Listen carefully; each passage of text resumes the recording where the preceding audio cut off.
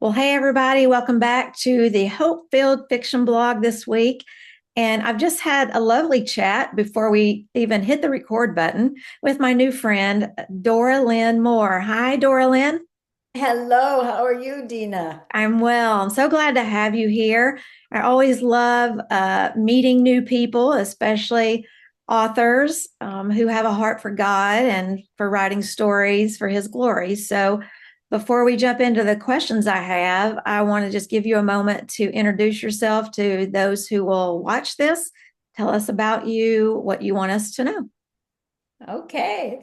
Um, I am a grandmother.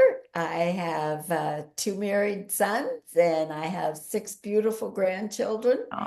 Oh, My husband passed away 3 years ago. mhm. We've been married for 51 years, so Wow, naturally I miss him. absolutely.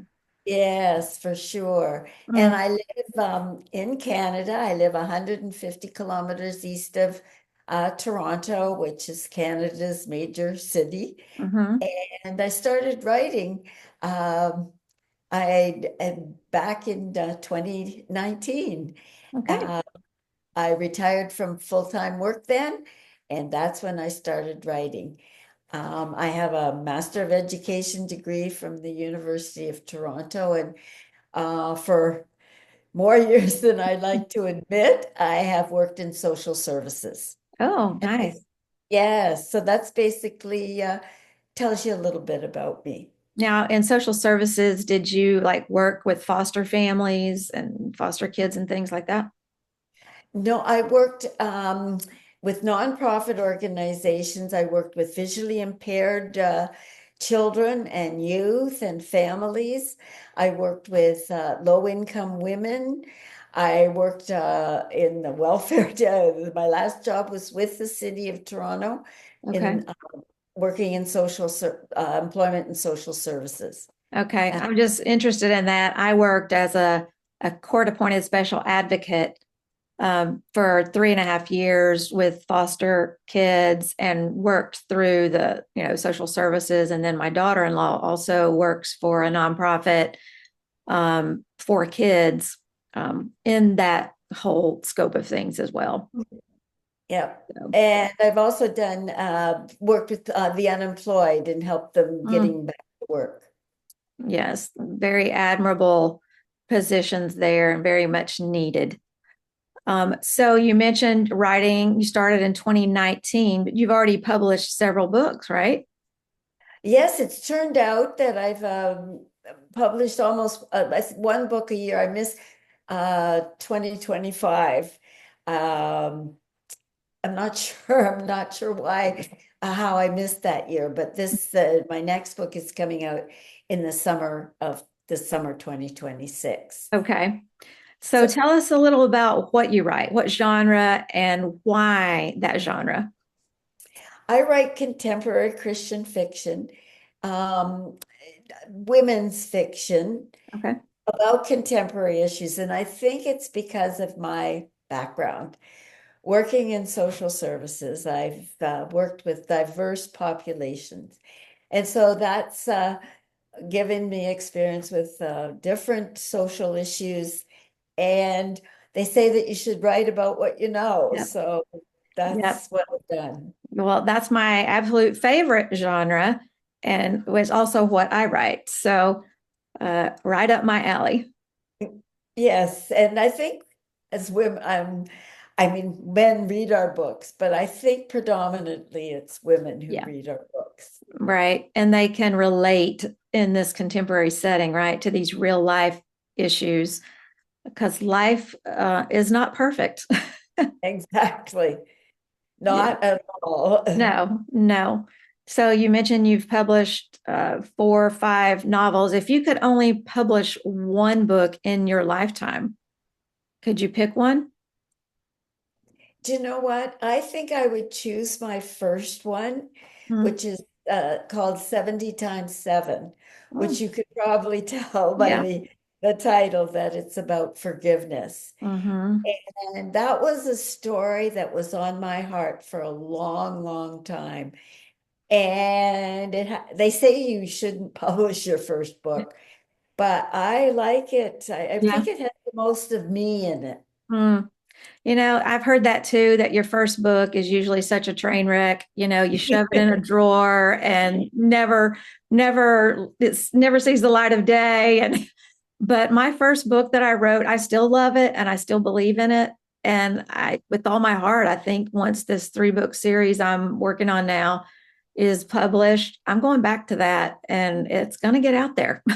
Yes, it's amazing that you feel about books. I've got another trilogy actually that I've written, and I'm thinking it's going to get out there.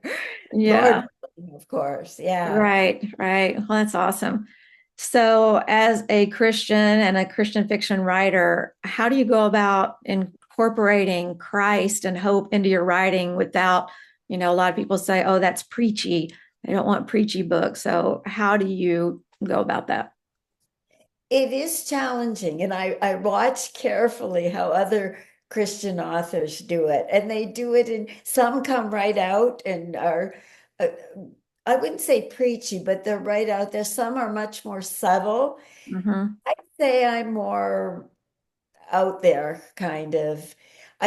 Try very hard not to be preachy, but I want them, my readers, to see that Jesus is the only solution to Mm-hmm. life's problems. Yes. And I make sure that the plan of salvation, I get it in there. Um, that's for one type of reader. And then I also want to encourage my Christian readers that God never fails. Mm-hmm. He's our faithful, He's the faithful and true God. Mm-hmm. And I want them to be encouraged with that no matter what they're going through. Absolutely. So um, that's what I do. I'm not sure how well I do it, but that's what my goal is to Mm-hmm. cover those two things. Yep, I'm right there with you. Oh, Right there with good. you. So the book we're talking about today, it's Caused to Triumph. And when did this book come out? It came out in 24. Okay, 2024. Okay. Tell us a little bit about that book. What is the premise of it? What is it about? It's about a young couple, basically about a young woman in her 20s. She's just gotten out of university. She's gotten her first job in her field. She and her boyfriend take a trip to Las Vegas, and on a whim, they decide to get married. And he's a professional accountant, chartered accountant, and he has a client who has a legitimate business, but is also laundering drug money. Mm, And so he gets subpoenaed. The guy that's laundering the money gets arrested, and he gets subpoenaed, and then it's mob connected. Don't ask me into how I got into the mob. And it took me by surprise. It's the Canadian mob, which is a lot of it centered in Montreal in Canada here. uh-huh. And Well, tell me this, Doralyn, do you have experience with the mob? I know. Okay. I had to do a lot of research on it. Um, but he gets killed. I killed him. And you have to have fun with your characters. Yeah. But getting back to the woman, because she's the protagonist. She had an abortion in university. And just before her husband dies, she gets pregnant, and she loses the baby.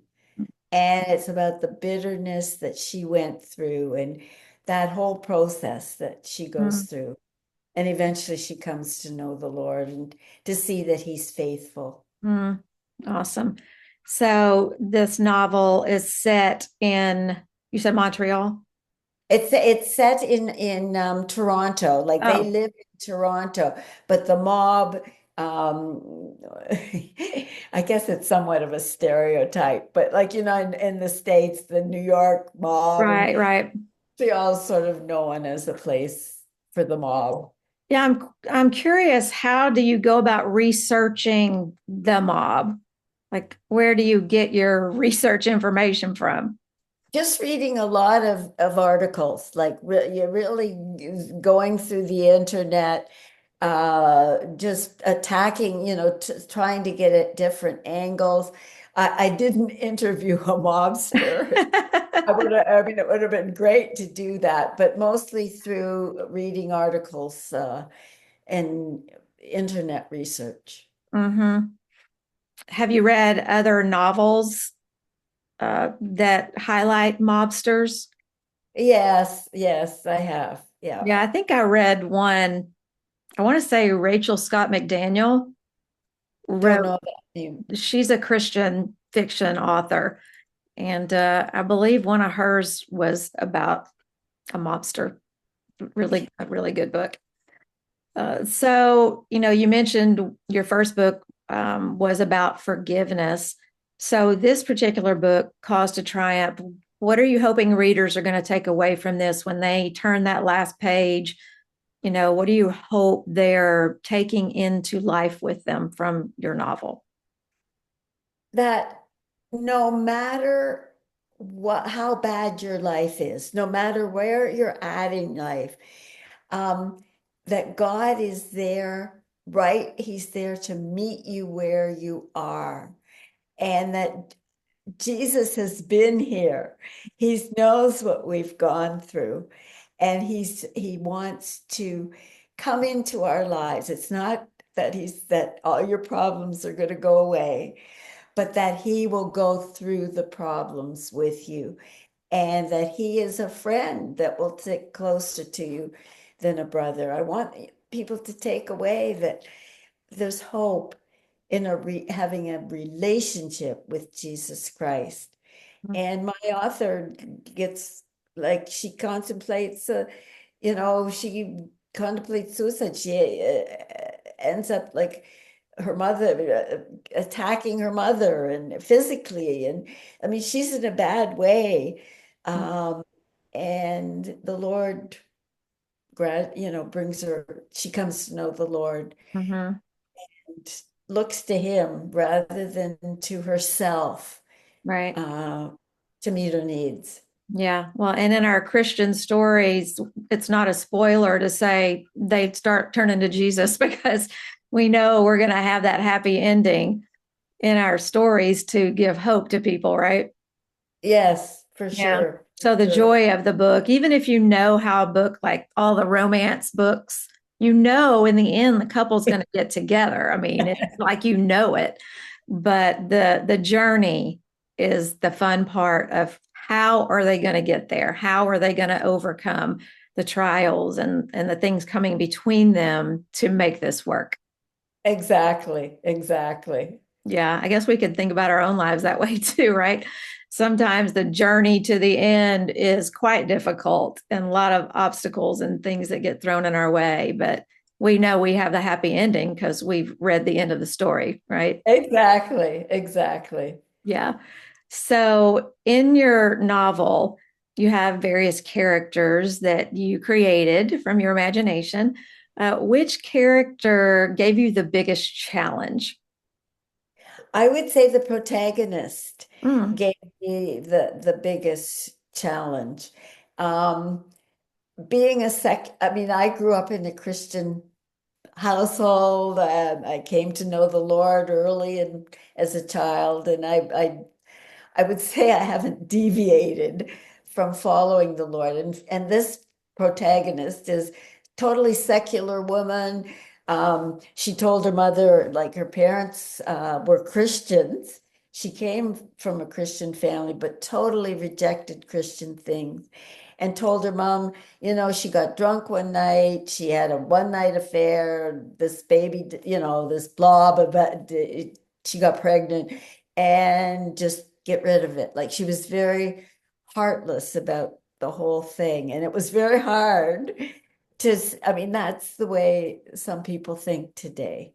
Yeah. So getting into her secular viewpoint was hard. Mm, yeah, I could see that. I guess you probably, so do you have just the one point of view character or do you write from multiple points of view?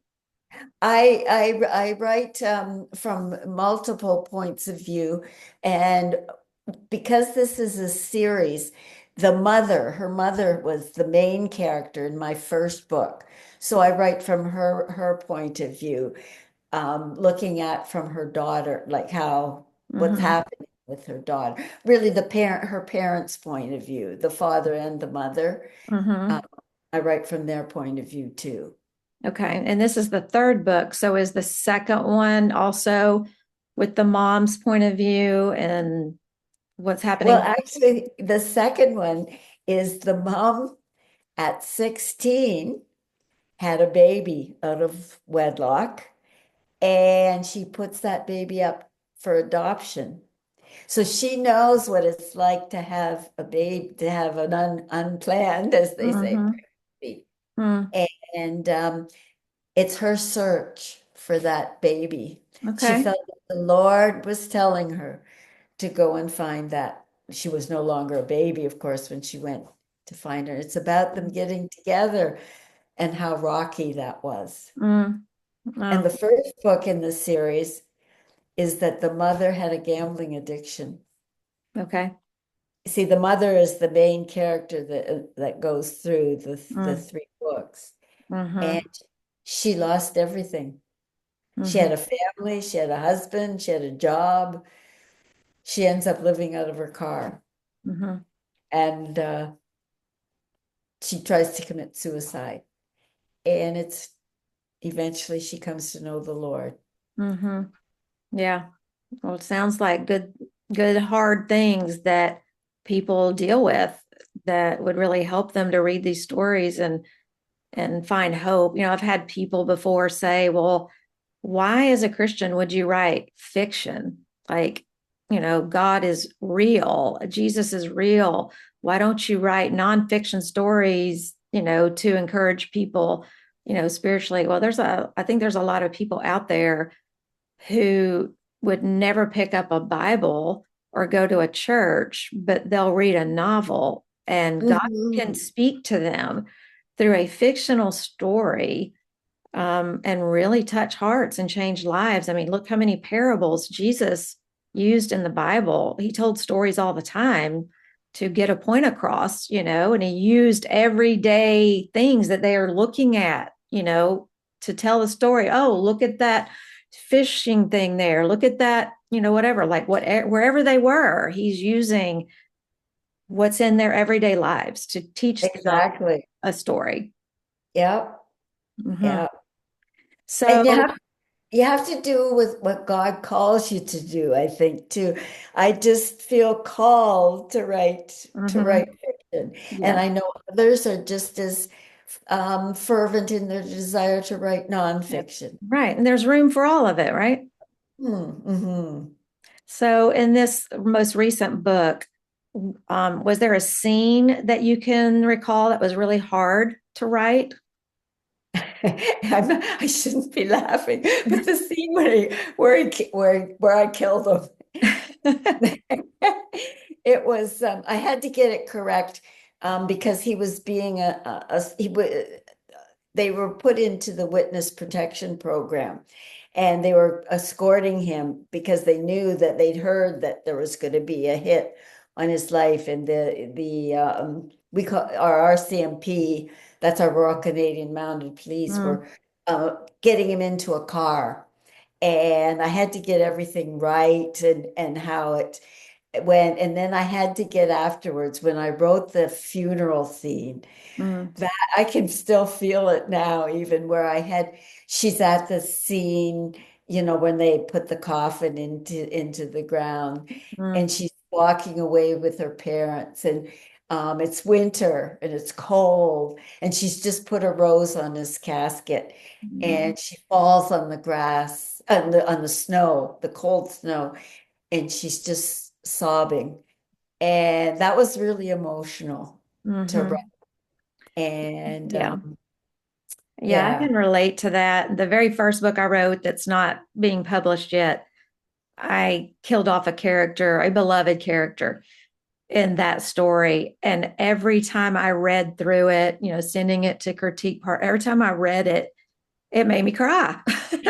Like, he's not real, but he felt so real. And even the story that's coming out in April, there's parts of that even still, I was reading through the final galley copy a couple of weeks ago, and I'm crying again, over the story. They just become such real people. I know, but then that I think that shows that it's good writing because that's what you want your reader to do. You want Yeah. them to get totally involved. Yeah. Well, let's hope. Let's hope that's what happens, right? Time will tell. Oh, Uh, I think they will. It sounds to me like that your book will be a good book. we'll see.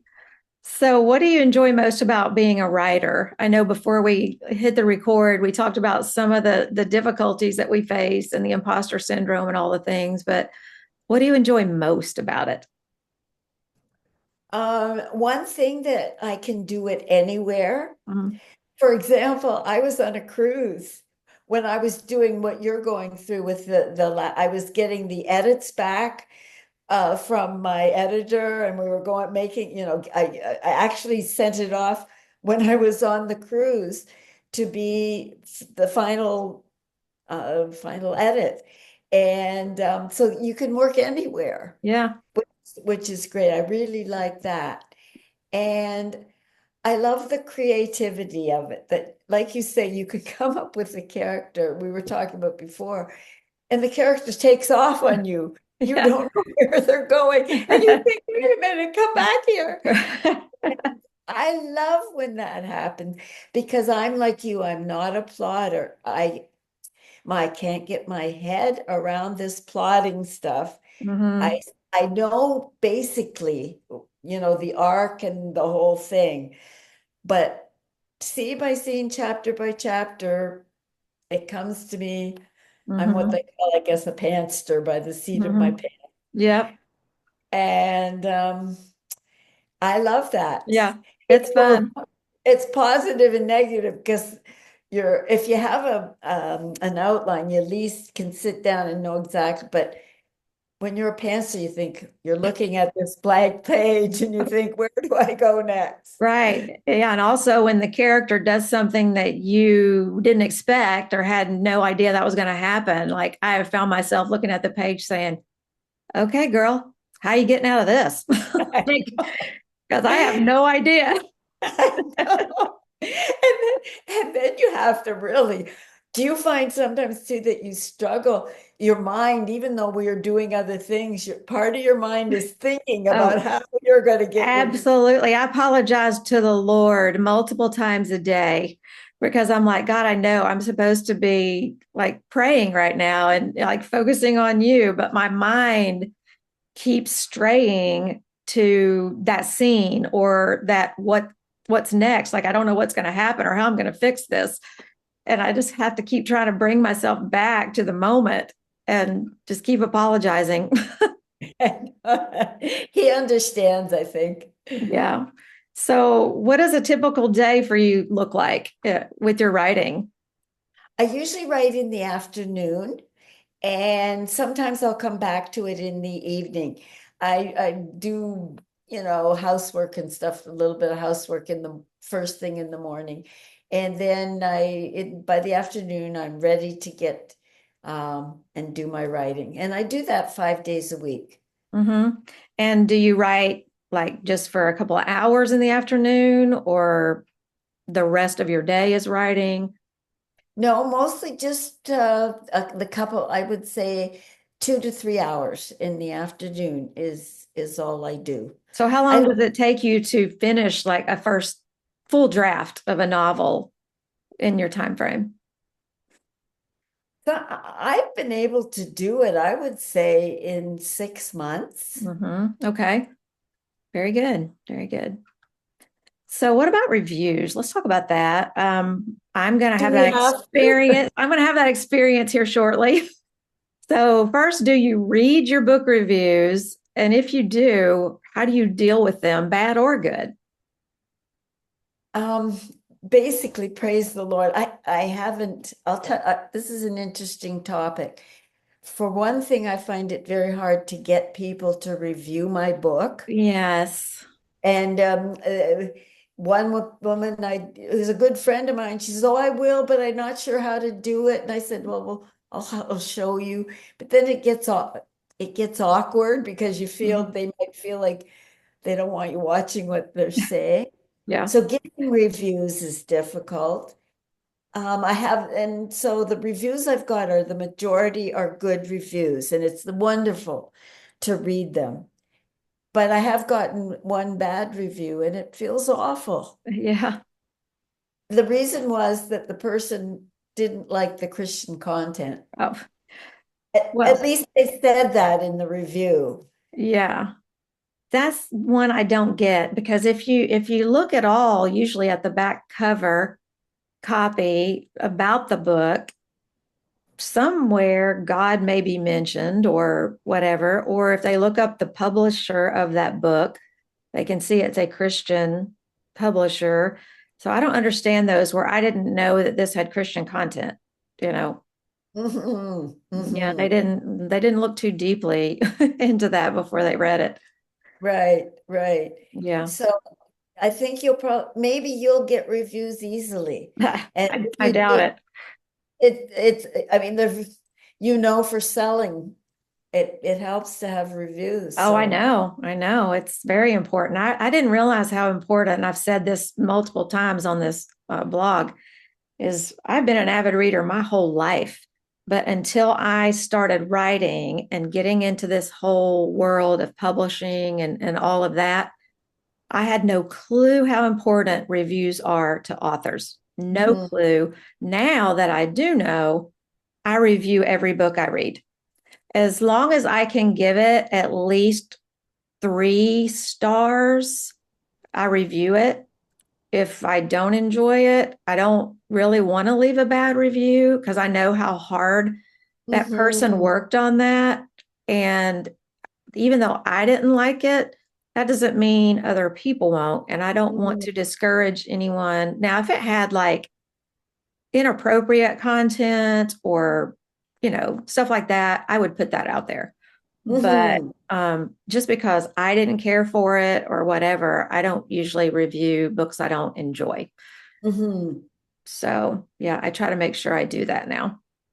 You've brought, when the reason I said don't bring up I don't want to talk about the review because it's a tough issue for Yes, authors. it is. It is. And people, like, they may want to leave the review to help you, but like you said, some of them are not sure how. Like, what do I say? I don't know how to do this. I mean, most people don't read long reviews anyway.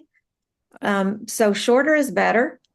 I And agree. just pick out even one thing that you liked about the book. Like, this book really held my attention from start to finish, and I loved it. Exactly. I That's mean, that's enough. exactly. It just tells another person that I'm not sorry I bought this book. Right, right. And like, I don't know if people are like me, but on Amazon or wherever, before I purchase a product, I look at the reviews Me and too. I see how many reviews does it have. That tells me if it doesn't have any or very low number, not many people are purchasing this product. And Hmm. do I want to? Um, but if there's a good number of reviews, that's a good sign. And then I'm reading reviews to see what people thought about it. Um, Exactly. so it's really important for books too. So we're going to wrap up this interview. Gosh, I cannot believe how fast our time has flown. We're getting ready to wrap up. So, last question for you. What is next from you? So, you said this book we're talking about today came out in 24 and you didn't publish one last year. So, tell us what's coming next. This it's called Holding On to Me. And it's about a widow who's been married for 50 years. So it's got a lot of autobiographical things in it. Mm-hmm. And she gets a friend request on the internet, um, 2 years after her husband's died. And I don't know if it's the whole internet fraud thing that it goes into. It turns out that I mean, this guy said, tells her how much he loves her, and he has roses and flowers dancing across her screen, and he's going to come and meet her. She wants him to come on a cruise with her, with separate rooms, of course. And he says he's going to come, and then she goes on the cruise, and of course, he never shows up. And then she can hardly get over that. And then she tries to do online dating, and the guy that turns out to be a fraud. Mm. And it turns out that there's a man at her church who's also lost his wife, and she doesn't like him at all. And I'm sure you can guess what will happen. So that's coming out this summer. It's coming out this summer. It's called Holding On to Me. Okay. So I was just thinking when you were describing it about how many elderly people these days we hear about that are scammed by people online. Like I know somebody personally who got scammed out of thousands of dollars thinking that this man was in love with her and was going to marry her and all these things and got money from her. And also, one of the points of view I use is from the scammer Mm, who's over in Romania. And it's like he's a young guy. And I mean, this is a real, I'm sort of getting into organized crime. I think I have a bed but it is like an organized crime setup over in Romania. And mm, he's laughing mm, about what he's doing. And it does get into the whole scamming thing. mm. Wow, that sounds so interesting. I'm I going to know. have to put your books on my list, Doralyn. Yeah, no, I'm excited about this one. I really am. Yeah. Well, gosh, I've loved so much chatting with you today. This has been so fun to get to know a new friend and fellow author. So thank you. And Dina, I really appreciate you having me, and I wish you all the best with Thank these you. books.